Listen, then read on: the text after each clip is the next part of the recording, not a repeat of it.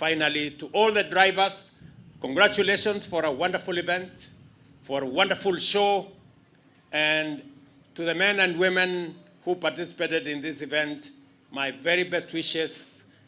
I am sure the best has won. Next year, we are looking for yet another exciting moment. To the hospitality industry, to the people who have participated in many ways, congratulations to all of us. This event has made our Easter complete and has made our Easter exciting. As you travel home, please travel safe and see you soon. Asante sana, God bless you. Congratulations to all our teams, starting with the Cabinet Secretary and all the teams that have put this event together.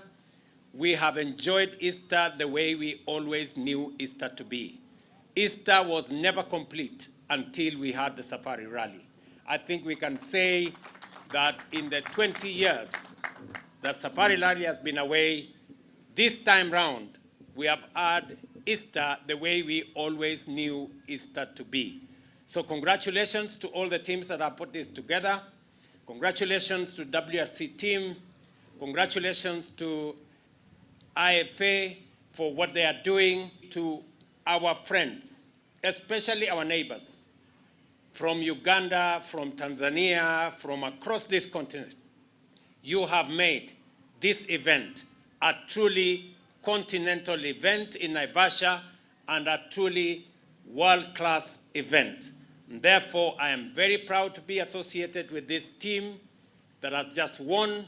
We have given our young man another round. This time, he has won again this year, and he has told me that he intends to win again next year.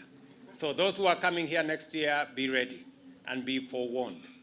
Let me conclude by saying to us, all of us, especially to the hospitality industry in Naivasha, and to all Kenyans that have participated in one way or another, we've yet demonstrated as a country our expertise, our hospitality, our splendor as a nation, our tourist attraction as a country. And let me promise our visitors that added on to what they have seen this year, next year we want to make this event a truly exciting experience. I'm going to have a conversation with the teams that have put this together.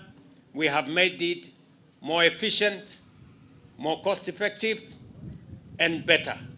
Next year, we intend to double our efforts to make it much more cost-effective, and I want to ask the private sector. This event today is heavily sponsored by the government of Kenya. Yet, there is opportunity for the private sector to participate in this event. I want to ask our private sector.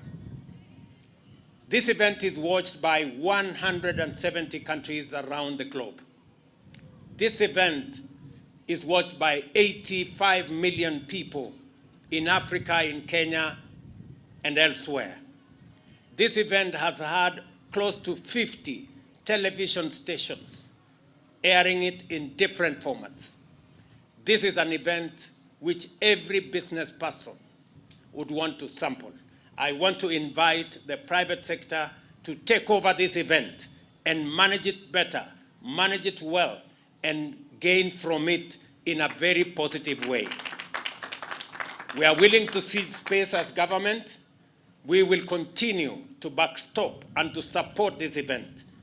I would want to encourage the private sector, people in enterprise, to participate in this event, to sponsor parts of this event, so that we can all benefit from what Safari Rally is.